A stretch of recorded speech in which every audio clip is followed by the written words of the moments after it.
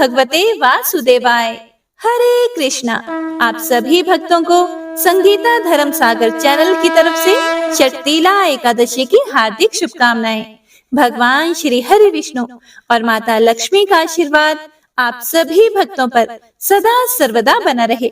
भगवान श्री हरि आप सभी की मनोकामनाओं को पूर्ण करें। तो आइए पूरे भक्ति भाव से सभी मनोकामनाओं को पूर्ण करने वाली, पाप और संकटों को काटने वाली शर्तिला एकादशी व्रत की संपूर्ण व्रत कथा और आरती का आस्वादन करते हैं। तो एक बार सभी भक्तजन प्रेम से बोलिए, लक्ष्मी नारायण भगवान की जय। बोलिए एकादशी माता की जय। जय श्री गणेश। भगवान श्री कृष्ण के श्रीमुख से एकादशियों का महात्म्य सुनकर श्रद्धा पूर्वक उन्हें प्रणाम करते हुए युधिष्ठिर महाराज ने कहा, हे केशव, आपके श्रीमुख से एकादशियों की कथा सुनकर मुझे असीम आनंद की प्राप्ति हुई है। हे मधुसूदन, कृपया करके माघ मास के कृष्ण पक्ष की एकादशी का महात्म्य सुनाने की भी कृपा कीजिए। भगवान श्री कृष्ण ने कहा, हे युधिष्ठिर, माघ मास के कृष्ण पक्ष की एकादशी को शर्तिला एकादशी के नाम से जाना जाता है। यही प्रश्न एक समय नारद जी ने भी पूछा था। मैं वही कथा तुम्हें सुनाता हूँ, तुम ध्यान पूर्वक श्रवण करो। नारद जी बोले, हे प्रभु, आप मेरा प्रणाम स्वीकार करें। शर्तिला एकादशी के उपवास का क्या पुण्य है, उसकी क्या कथा है, कृपया करके मुझसे कहिए। नारद जी की प्रार्थना सुनकर भगवान श्री हरि ने कहा, हे नारद, मैं तुम्हें प्रत्यक्ष देखा हुआ सत्य वृतांत सुनाता हूँ, ध्यान पूर्वक इसका श्रवण करो। प्राचीन काल में मृत्यु लोक में एक ब्राह्मणी रहती थी। वह सदैव ही व्रत किया करती थी। एक समय वह 1 मास तक व्रत करती रही। इससे उसका शरीर अत्यंत दुर्बल हो गया। वह अत्यंत बुद्धिमान थी, फिर भी उसने कभी भी देवताओं या ब्राह्मणों के निमित्त अन्न या धन का दान नहीं किया था। भगवान श्री हरि विष्णु नारद जी से आगे कहते हैं कि हे नारद, इसीलिए मैंने सोचा कि ब्राह्मणी ने व्रत आदि से अपना शरीर तो पवित्र कर लिया है, अर्थात शुद्ध कर लिया है। अब इसे विष्णु लोक तो मिल ही जाएगा, परंतु इसने कभी अन्न का दान नहीं किया और अन्न के दान के बिना मनुष्य की तृप्ति होना कठिन है। ऐसा सोचकर मैं भिखारी के वेश में मृत्यु लोक में उस ब्राह्मणी के पास गया और उससे भिक्षा मांगी। वह ब्राह्मणी बोली, हे महाराज, आप यहाँ किस लिए आए हो? मैंने उस ब्राह्मणी से कहा कि मुझे भिक्षा चाहिए। इस पर उसने एक मिट्टी का पिंड अर्थात ढेला मेरे भिक्षा पात्र में डाल दिया। मैं उसे लेकर स्वर्ग में लौट आया और कुछ समय व्यतीत होने के बाद वह ब्राह्मणी भी शरीर त्याग कर स्वर्ग में आ गई। उस ब्राह्मणी को मिट्टी का दान करने से स्वर्ग में सुंदर महल मिला, लेकिन उसने अपने घर को अन्न आदि सब सामग्रियों से खाली पाया और घबराकर वह मेरे पास आई और मुझसे कहने लगी, हे भगवान, मैंने अनेक व्रत आदि से आपकी पूजा की, लेकिन फिर भी मेरा घर अन्न आदि सभी वस्तुओं से खाली है। प्रभु, इसका क्या कारण है? इस पर मैंने उस ब्राह्मणी से कहा कि पहले तुम अपने घर जाओ और जब देव स्त्रियां तुम्हें देखने के लिए आएंगी, तब तुम पहले उनसे शर्तिला एकादशी का महात्म्य और विधान पूछना। जब तक वे देव पत्नियां शर्तिला एकादशी का महात्म्य और विधान ना बताए, तब तक द्वार मत खोलना। हे प्रिय भक्तों, प्रभु के ऐसे वचन सुनकर वह ब्राह्मणी अपने घर गई। जब देव पत्नियां आई और द्वार खोलने के लिए कहने लगी, तब ब्राह्मणी बोली कि यदि आप मुझे देखने आई हैं, तो पहले मुझे शर्तिला एकादशी का महात्म्य सुनाइए। तब उनमें से एक देव स्त्री ने कहा कि यदि तुम्हारी यही इच्छा है, तो एकाग्र चित्त होकर सुनो। मैं तुमसे एकादशी व्रत और उसका महात्म्य विधान सहित कहती हूँ, सुनो। जब उस देव पत्नी ने शर्तिला एकादशी का महात्म्य सुनाया, तब ब्राह्मणी ने द्वार खोल दिया। देवांगनाओं ने उस ब्राह्मणी को सभी स्त्रियों से अलग पाया। उस ब्राह्मणी ने भी देव पत्नियों के कहे अनुसार शर्तीला एकादशी का व्रत किया और व्रत के प्रभाव से वह सुंदर और रूपवती हो गई तथा उसका घर अन्न आदि समस्त सामग्रियों से युक्त हो गया। आगे भगवान श्री कृष्ण बोले, इसीलिए हे युधिष्ठिर, मनुष्यों को अज्ञान को त्याग कर शर्तीला एकादशी का व्रत करना चाहिए और लोभ ना करके तिल आदि का दान करना चाहिए। इससे दुर्भाग्य, दरिद्रता तथा अनेक प्रकार के कष्ट दूर होकर मोक्ष की प्राप्ति होती है। इस एकादशी व्रत के करने वालों को जन्म जन्म की निरोगता प्राप्त होती है, यानी कि वह मनुष्य कभी रोगी नहीं होता। इस प्रकार उपवास से मनुष्य के सभी पाप नष्ट हो जाते हैं। हे प्रिय भक्तों, इसके बाद भगवान श्री कृष्ण कहते हैं कि अन्न, तिल आदि दान करने से धन धान्य में बढ़ोतरी होती है। इससे यह भी सिद्ध होता है कि मनुष्य जो और जैसा दान करता है, शरीर त्यागने के बाद उसे फल भी वैसा ही प्राप्त होता है। इसीलिए धार्मिक कृत्यों के साथ साथ हमें दान आदि अवश्य करना चाहिए। इस प्रकार भगवान श्री कृष्ण जी के श्री मुख से एकादशियों का महात्म्य सुनकर श्रद्धा पूर्वक उन्हें प्रणाम करते हुए महाराज युधिष्ठिर ने कहा, हे केशव, आपके श्री मुख से एकादशियों की कथा सुनकर मुझे असीम आनंद की प्राप्ति हुई है। हे मधुसूदन, कृपया करके अन्य एकादशियों का महात्म्य सुनाने की भी अनुकंपा करें। फिर भगवान श्री कृष्ण बोले, हे महाराज युधिष्ठिर, अब मैं माघ मास के कृष्ण पक्ष की शर्तीला एकादशी व्रत का महात्म्य सुनाता हूँ। इसे एकाग्रचित्त होकर सुनो। एक समय दालभ्य ऋषि ने पुलस्त्य ऋषि से पूछा कि हे महाराज, मनुष्य मृत्यु लोक में ब्रह्म हत्या आदि महापाप करते हैं और दूसरों के धन की चोरी तथा दूसरों की उन्नति देखकर उनसे ईर्ष्या आदि करते हैं। ऐसे महान पाप मनुष्य क्रोध, ईर्ष्या, आवेग और मूर्खता वश करते हैं और बाद में शोक करते हैं कि हाय, हमने यह क्या किया। हे महामुनि, ऐसे मनुष्यों को नरक से बचाने का क्या उपाय है? कोई ऐसा उपाय बताने की कृपा करें जिससे ऐसे मनुष्यों को नरक से बचाया जा सके, अर्थात उन्हें नरक की प्राप्ति ना हो। ऐसा कौन सा दान पुण्य है जिसके प्रभाव से नरक की यातनाओं से बचा जा सकता है? इन सभी प्रश्नों का हल आप कृपया पूर्वक बताइए। फिर दालभ्य ऋषि की बात सुनकर पुलस्त्य ऋषि बोले कि हे मुनि श्रेष्ठ, आपने मुझसे अत्यंत गूढ़ प्रश्न किया है। इससे संसार में मनुष्यों का बहुत लाभ होगा, जिस रहस्य को इंद्र आदि देवता भी नहीं जानते। वह रहस्य मैं आपको अवश्य ही बताऊंगा। माघ मास आने पर मनुष्य को स्नान आदि से शुद्ध रहना चाहिए और इंद्रियों को वश में करके तथा काम, क्रोध, लोभ, मोह, ईर्ष्या तथा अहंकार आदि से सर्वथा बचना चाहिए। पुष्य नक्षत्र में गोबर, कपास, तिल मिलाकर उपले बनाने चाहिए। इन उपलों से 108 बार हवन करना चाहिए। जिस दिन मूल नक्षत्र और एकादशी तिथि हो, तब अच्छे पुण्य देने वाले नियमों को ग्रहण करना चाहिए। स्नान नित्य कर्म से देवों के देव भगवान श्री हरि का पूजन व कीर्तन करना चाहिए। एकादशी के दिन उपवास करें तथा रात को जागरण और हवन करें। उसके दूसरे दिन धूप, दीप, नैवेद्य से भगवान श्री हरि की पूजा अर्चना करें तथा खिचड़ी का भोग लगाएं। उस दिन श्री हरि विष्णु को पेठा, नारियल, सीताफल या सुपारी सहित अर्घ अवश्य देना चाहिए। उसके बाद उनकी स्तुति करनी चाहिए कि हे जगदीश्वर, जिनका कोई सहारा नहीं है, आप उन्हें सहारा देने वाले हैं। आप संसार में डूबे हुए का उद्धार करने वाले हैं। हे कमल नयन, हे मधुसूदन, हे जगन्नाथ, हे पुंडरीकाक्ष, आप लक्ष्मी जी सहित मेरे इस तुच्छ अर्घ को स्वीकार कीजिए। इसके बाद ब्राह्मण को जल से भरा हुआ घड़ा और तिल दान करने चाहिए। यदि संभव हो तो ब्राह्मण को गौ और तिल दान देना चाहिए।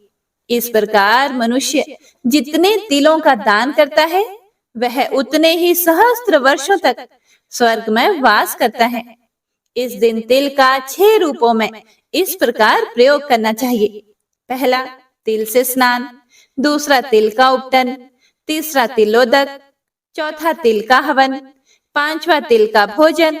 और छठा, तिलों का दान। इस प्रकार 6 रूपों में तिलों का प्रयोग षटतिला कहलाती है। इससे अनेक प्रकार के पाप नष्ट हो जाते हैं तथा मनुष्यों की समस्त मनोकामनाएं पूर्ण होती हैं और अपार धन संपत्ति की प्राप्ति होती है। तो सभी भक्तजन एक बार प्रेम से बोलिए, श्री लक्ष्मी नारायण भगवान की जय। बोलिए श्री तुलसी शालिग्राम भगवान की जय। हे प्रिय भक्तों, एकादशी के दिन एकादशी व्रत कथा के साथ ही 11 माता की कथा भी अवश्य ही सुननी चाहिए। इससे व्रत का पूर्ण फल प्राप्त होता है। तो आइए सुनते हैं 11 माता की कथा। एकादशी भगवान श्री हरि विष्णु की साक्षात शक्ति है, जिस शक्ति ने उस असुर का वध किया जिससे भगवान भी जीत पाने में असमर्थ थे। उस शक्ति के आगे भला मनुष्य के पाप रूपी असुर कैसे टिक सकते हैं। जिस शक्ति ने देवताओं के कष्ट को हर कर उन्हें सुख दिया, वह प्राणी मात्र को क्या नहीं दे सकती। सुख, समृद्धि, शांति और मोक्ष समस्त सुख सहज ही प्राप्त हो जाते हैं। हे प्रिय भक्तों, 11 माता की भक्ति में इतनी शक्ति है कि जिसके प्रभाव से मनुष्य को सहज ही सभी प्रकार के सुख प्राप्त होते हैं और अंत समय में मोक्ष की प्राप्ति होती है। 11 माता की कथा के अनुसार सतयुग में एक महाभयंकर दैत्य हुआ करता था। उस दैत्य का नाम था मूर। उस दैत्य ने इंद्र आदि सभी देवताओं पर विजय प्राप्त करके उन्हें उनके पद से हटा दिया था। तब इंद्र आदि देवताओं ने भगवान शंकर से प्रार्थना की कि हे भोलेनाथ, हम सभी देवता मूर दैत्य के अत्याचारों से दुखी होकर मृत्यु लोक में अपना जीवन व्यतीत कर रहे हैं। राक्षस के भय से हम बहुत दुख और कष्ट भोग रहे हैं। मैं स्वयं बहुत दुखी और भयभीत हूँ। अन्य देवताओं की तो बात ही क्या करें।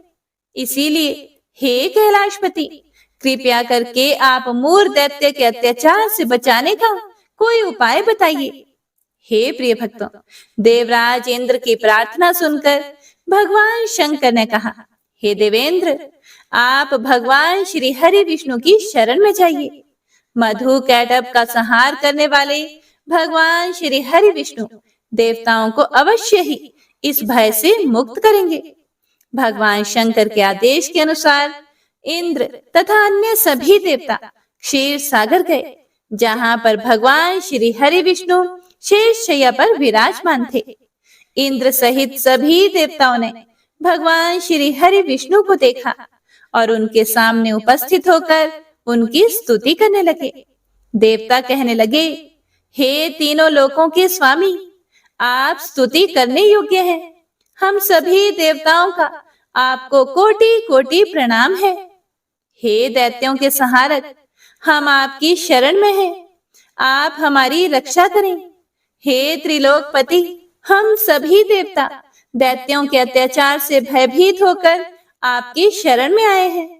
इस समय दैत्यों ने हमें स्वर्ग से निकाल दिया है और हम सभी देवता बड़ी ही दयनीय स्थिति में मृत्यु लोक में घूम रहे हैं।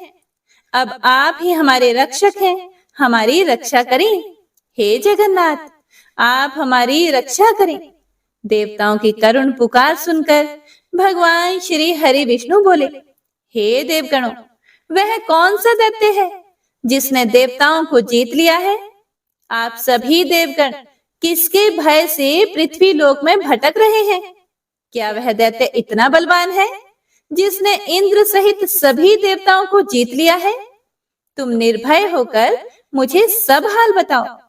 भगवान श्री हरि विष्णु के इन स्नेहमयी वचनों को सुनकर देवेंद्र ने कहा, हे प्रभु, प्राचीन काल में ब्रह्म वंश में उत्पन्न हुआ नाड़ी जंगम नाम का एक असुर था, जिसका मूर नामक एक पुत्र है, जो चंद्रवती नामक नगरी में निवास करता है, जिसने अपने बल से मृत्यु लोक और देवलोक को जीत लिया है और सभी देवताओं को देवलोक से निकालकर अपने दैत्य कुल के असुरों को इंद्र, अग्नि, यम, वरुण और चंद्रमा आदि सभी को लोकपाल बना दिया है।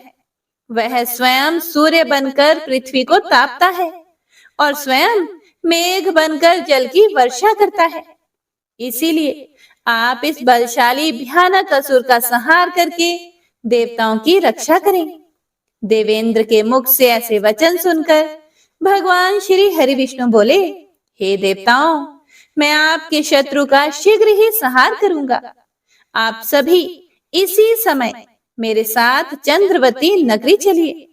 देवताओं की पुकार पर भगवान श्री हरि विष्णु तुरंत ही उनके साथ चल पड़े और उधर दैत्यराज मुर ने अपने तेज से जान लिया था कि भगवान श्री हरि विष्णु युद्ध की इच्छा से उसकी राजधानी में आ रहे हैं। इसीलिए अपने राक्षस योद्धाओं के साथ वह भी युद्ध भूमि में आकर गरजने लगा और देखते ही देखते युद्ध प्रारंभ हो गया। युद्ध शुरू होने पर अनगिनत असुर अपने अस्त्र शस्त्रों को धारण करके देवताओं से युद्ध करने लगे, लेकिन देवता तो पहले से ही डरे हुए थे। वह अधिक देर तक राक्षसों का सामना ना कर सके और भाग खड़े हुए। तब भगवान श्री हरि विष्णु स्वयं युद्ध भूमि में आ गए। दैत्य पहले से भी ज्यादा जोश में भरकर भगवान श्री हरि विष्णु से युद्ध करने लगा। वे अपने अस्त्र शस्त्रों से उन पर भयानक प्रहार करने लगा। दैत्यों के आक्रामक वारों को श्री हरि विष्णु अपने चक्र और गदा के प्रहारों से नष्ट करने लगे। इस युद्ध में अनेक दैत्य सदा के लिए मृत्यु की गोद में समा गए, किंतु दैत्यराज मुर भगवान विष्णु के साथ निश्चल भाव से युद्ध करता रहा। उसका तो जैसे अभी बाल भी बांका नहीं हुआ था। वह बिना डरे युद्ध कर रहा था। भगवान विष्णु मुर को मारने के लिए जिन जिन शस्त्रों का प्रयोग करते, वे सब उसके तेज से नष्ट होकर उस पर पुष्पों के समान गिरने लगते। अनेक अस्त्र शस्त्रों का प्रयोग करने पर भी भगवान श्री हरि विष्णु उससे जीत ना सके। तब वे आपस में मल्ल युद्ध करने लगे। भगवान श्री हरि विष्णु उस असुर से देवताओं के लिए सहस्त्रों वर्षों तक युद्ध करते रहे, किंतु उस असुर से जीत ना सके।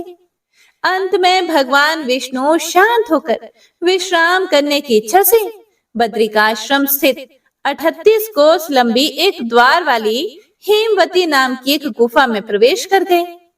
उस गुफा में भगवान ने शयन किया। भगवान विष्णु के पीछे पीछे वह दैत्य भी चला आया।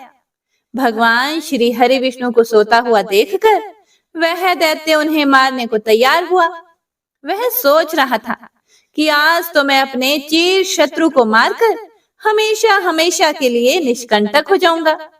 लेकिन उसकी यह इच्छा पूर्ण ना हो सकी, क्योंकि उसी समय भगवान श्री हरि विष्णु की देह से एक दिव्य वस्त्र धारण किए हुए एक अत्यंत मोहिनी देवी उत्पन्न हुई और राक्षस को ललकार कर उससे युद्ध करने लगी। उस देवी को देखकर राक्षस को घोर आश्चर्य हुआ और वह सोचने लगा कि यह ऐसी दिव्य कन्या कहां से उत्पन्न हुई। और फिर वह असुर उस कन्या से लगातार युद्ध करता रहा। कुछ समय बीतने पर उस देवी ने क्रोध में आकर उस दैत्य के अस्त्र शस्त्रों के टुकड़े टुकड़े कर दिए। अब तो उस दैत्य को बड़ा ही क्रोध आया और वह सारी मर्यादाएं भंग करके उस देवी से मल्ल युद्ध करने लगा।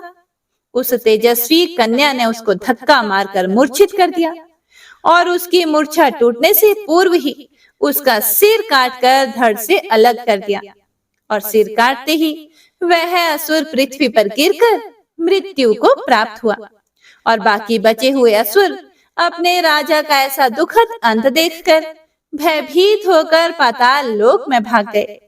भगवान श्री हरि विष्णु जब निद्रा से जागे तो उस असुर को मरा हुआ देखकर उन्हें घोर आश्चर्य हुआ और वे सोचने लगे कि इस महाबली को किसने मारा है।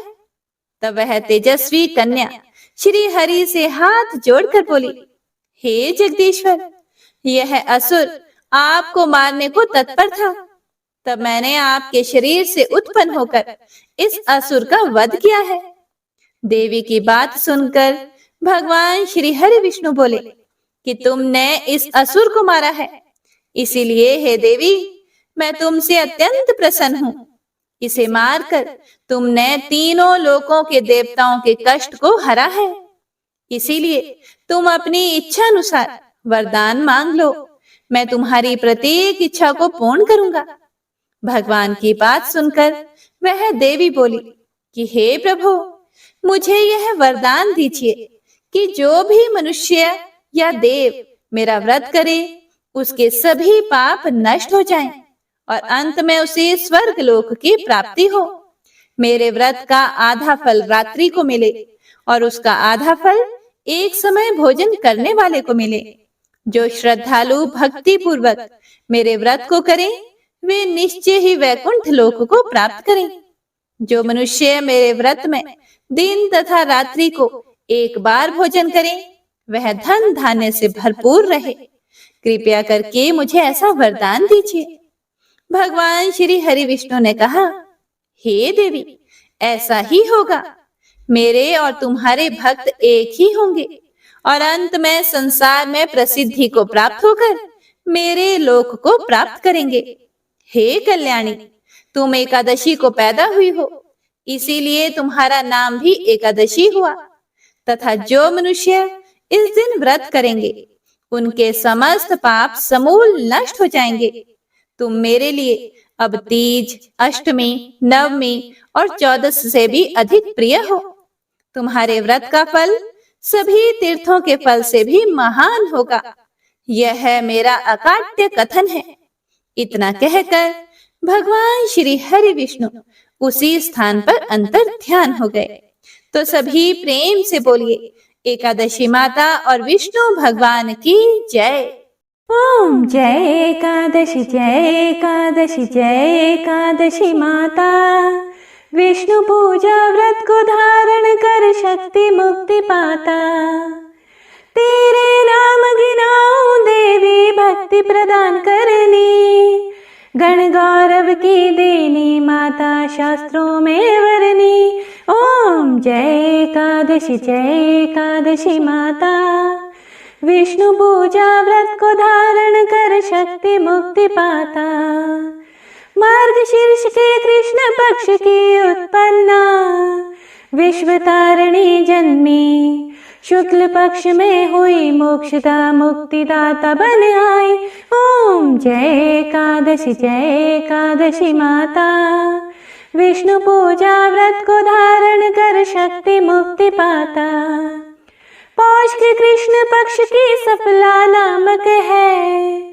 शुक्ल पक्ष में होए पुत्र दान अधिक रहे। ओम जय एकादशी, जय एकादशी माता। विष्णु पूजा व्रत को धारण कर शक्ति मुक्ति पाता। नाम षटतीला माघ मास में कृष्ण पक्ष आवे। शुक्ल पक्ष में जया कहावे, विजय सदा पावे। ओम जय एकादशी, जय एकादशी माता। विष्णु पूजा व्रत को धारण कर शक्ति मुक्ति पाता। विजया फागुन कृष्ण पक्ष में शुक्लामल की।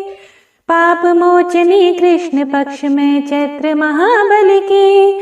ओम जय एकादशी, जय एकादशी माता।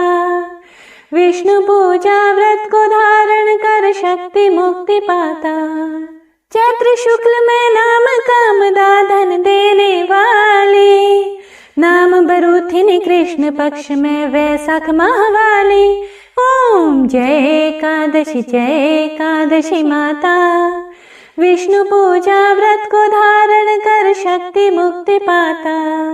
शुक्ल पक्ष में होए मोहिनी, अपरा ज्येष्ठ कृष्ण पक्षी। नाम निर्जला सब सुख करनी, शुक्ल पक्ष रखी। ओम जय एकादशी माता। विष्णु पूजा व्रत को धारण कर शक्ति मुक्ति पाता। योगिनी नाम आषाढ़ माह में जानो कृष्ण पक्ष करनी। देवशयनी नाम कहायो शुक्ल पक्ष धरनी। ओम जय एकादशी माता। विष्णु पूजा व्रत को धारण कर शक्ति मुक्ति पाता। कामिक श्रवण मास में आवे कृष्ण पक्ष कहिए। श्रवण शुक्ला होए पवित्र आनंद से रहिए। ओम जय एकादशी माता। विष्णु पूजा व्रत को धारण कर शक्ति मुक्ति पाता। अजा भाद्रपद कृष्ण पक्ष की परिवर्तनी शुक्ला। इंद्राश्विन कृष्ण पक्ष में व्रत से भव सागर निकला। ओम जय एकादशी माता। विष्णु पूजा व्रत को धारण कर शक्ति मुक्ति पाता। पपंकुशा है शुक्ल पक्ष में आप हरनहारी। रमा मास कार्तिक में आवे सुखदायक भारी। ओम जय एकादशी माता। विष्णु पूजा व्रत को धारण कर शक्ति मुक्ति पाता। देवोत्थानी शुक्ल पक्ष के दुख नाशक मैया। पावन मास में करूं विन्नति पार करो नैया। ओम जय एकादशी माता। विष्णु पूजा व्रत को धारण कर शक्ति मुक्ति पाता। परमा कृष्ण पक्ष में होती जन मंगल करनी। शुक्ल पास में होए पद्मिनी दुख दारिद्र हरनी। ओम जय एकादशी माता। विष्णु पूजा व्रत को धारण कर शक्ति मुक्ति पाता। जो कोई आरती एकादशी की भक्ति सहित गावे। जन गुरुदिता स्वर्ग का वासा निश्चय ही पावे। ओम जय एकादशी माता। विष्णु पूजा व्रत को धारण कर शक्ति मुक्ति पाता।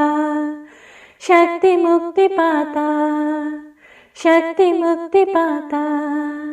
प्रेम से बोलिए एकादशी माता की जय।